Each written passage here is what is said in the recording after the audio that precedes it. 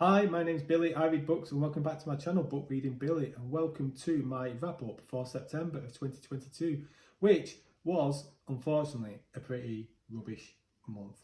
I read 3 books. Well, no, I didn't. I read 2.5 books because I DNF'd one. But the month started off well. I read Flowers for Algernon by Daniel Keyes, and this was a book I picked out of my hopeful 5-star random book selecting process, which you've not seen. If you've not seen, check out a couple of my recent TBR videos in it. You'll see it take place there. But yeah, I read that and I gave it 4 stars. It's written in 1959, so it's a book of its time, and it follows our main character who's an adult in his 30s, I believe, but he's got severe learning difficulties.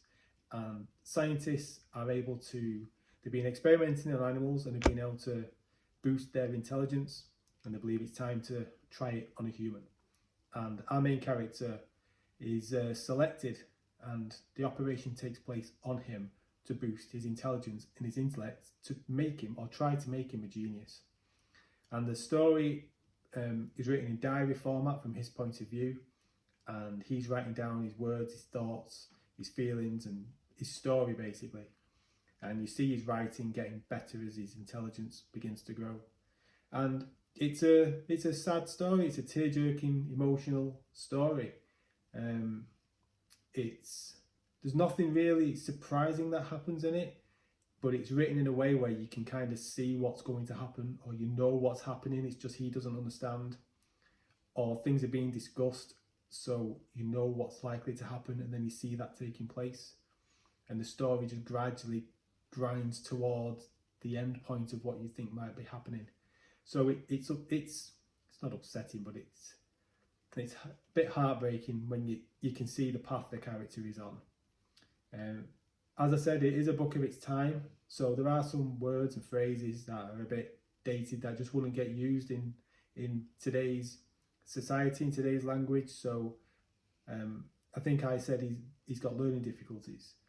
It's not described as learning difficulties in the book, it's described as something else. So if something like that would bother you, just bear in mind when you come to read it. It was written a long time ago, and in some places it does show.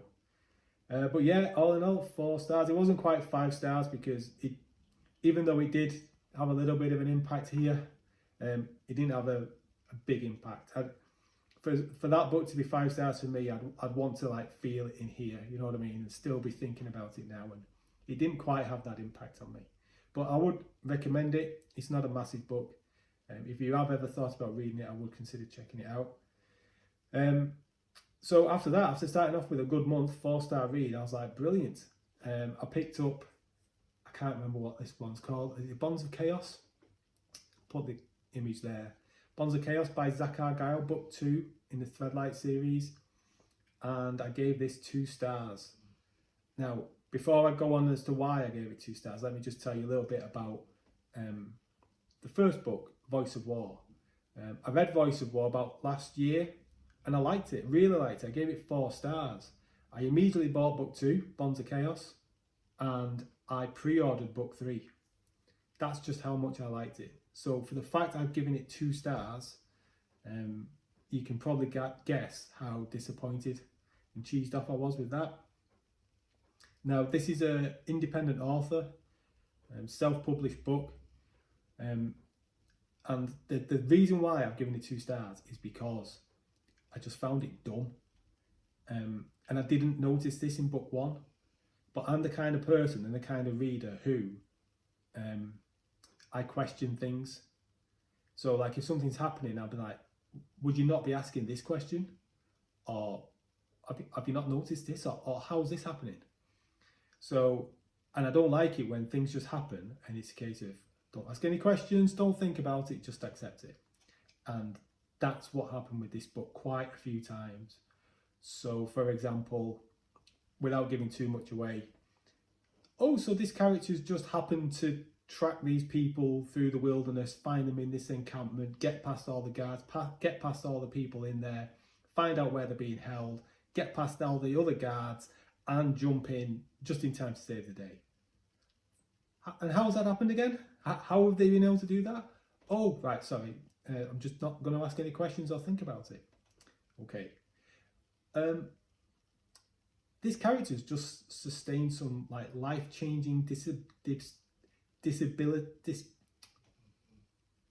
disabling injuries. Would he not be in pain? Would no one talk about it? Would he not need first aid? Would none of these characters be like asking him about it? Would he not be thinking, oh crikey, what am I going to do because of this injury I've just sustained? No, everyone's just going to carry on as if nothing's happened. Okay, I won't think about it. And there was quite a few things like that going on that were really grating on me.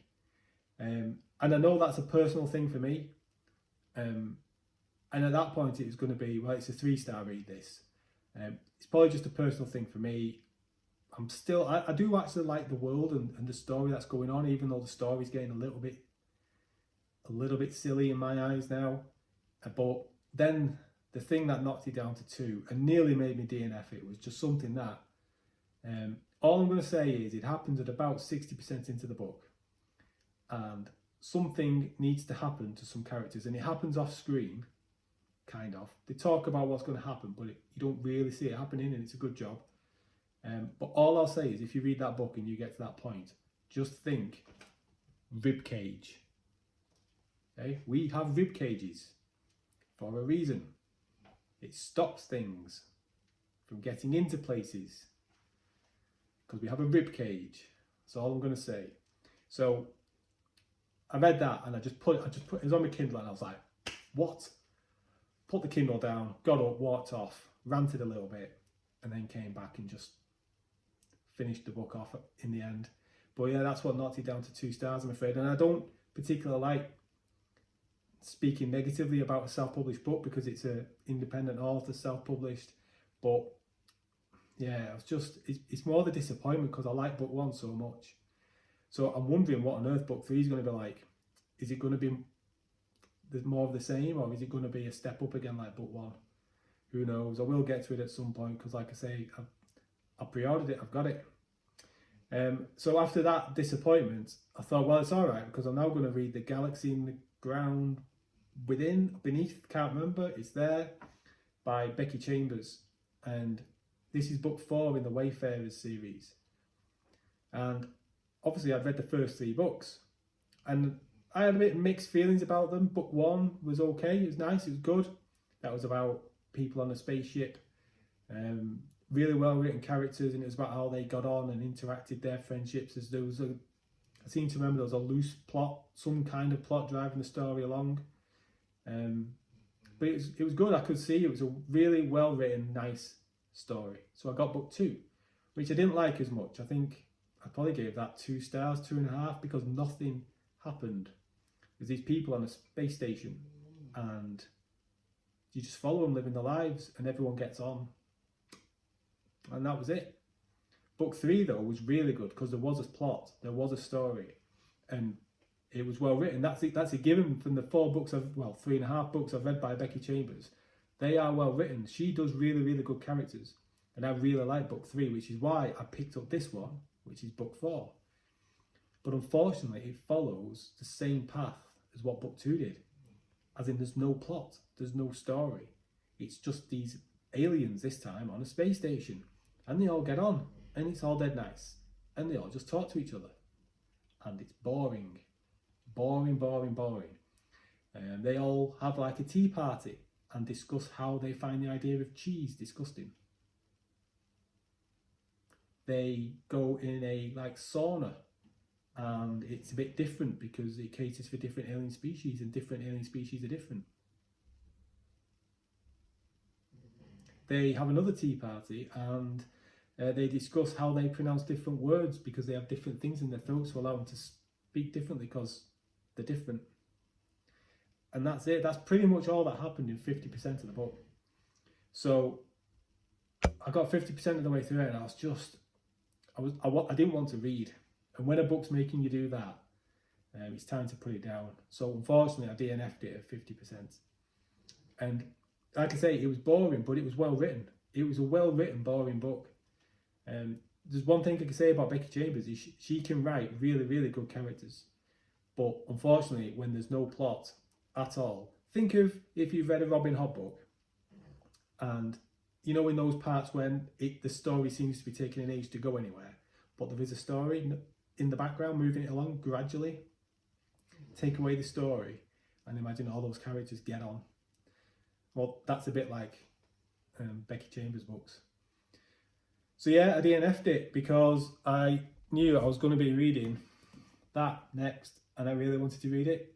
So yeah, I had to put it down, unfortunately. And that was my month. 3 books, 1 I liked, 1 I didn't like, and 1 I DNF'd. That is not a good reading month at all. So sorry for a bit of the downbeat video, but what can you do? This month should be better. If you've not seen my TBR video, please check it out. But yeah, this month should be much better. So let me know what you've been reading. Hopefully you've had a better month than me last month. Let me know what you read and what books you liked, and I will see you again in the next video.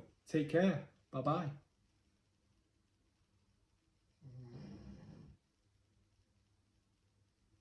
If you've been able to hear snoring while this is going on, it's because my dogs are asleep over here and they're snoring their head off. I just kind of blot it out, but it's only now as I stopped and I was silent then I thought, you're going to be able to hear my Labrador snoring all the way through that video. Maybe you should read that Becky Chambers book. I don't know. But anyway, thank you for hanging around and staying on and sticking through that depressing video all the way to the end, because I've got a couple of little updates to tell you. First thing is, I'm going to try and do 2 videos a week for this month now, which I've only been doing 1 a week because that's all I could really fit in. But I reckon that I can do 2 now, and I've got quite a few ideas of things I want to do, kind of videos I want to get out there. So I reckon 2 a week for this month and see how that goes, because obviously we're then going to be getting closer to Christmas, so we'll see. If I can do 2 a week, might do that 1 month on, 1 month off, because I don't want to burn through all my ideas. I've only got limited capacity up here. There's only so much creative juices knocking around. So that's the first bit of an update. And the second is, I've created a new social media channel. It's on a brand new app, which I want to get involved with and support. And hopefully if you sign up to it and get on board with it as well, we can help it get off the ground. And, you know, in a year or 2, it might become quite popular. It's called Twitter. I don't know if you've heard of it or not. I'd not. I'm on there called Book Reading Billy, surprisingly enough. Billy with 1 L, I think, because I misspelt it. But anyway, yeah, I'm on there. You can, as the kids say, you can hit me up if you want, and you can follow along with my amazingly exciting life. You've missed the update so far about that I came 3rd in a welly throwing contest, that the plants in my back garden are dying. I got wet in the rain the other day. I like toffee flavoured poppets. What else? Oh, I got muddy shoes when I did cross country race last week. I'll put some book stuff on there as well, but you're not bothered about that. So yeah, if you want to follow along and find out these amazing updates of mine, follow me at Book Reading Billy on Twitter. I'll see you again. That's it. Take care. Thanks for sticking around. Bye bye.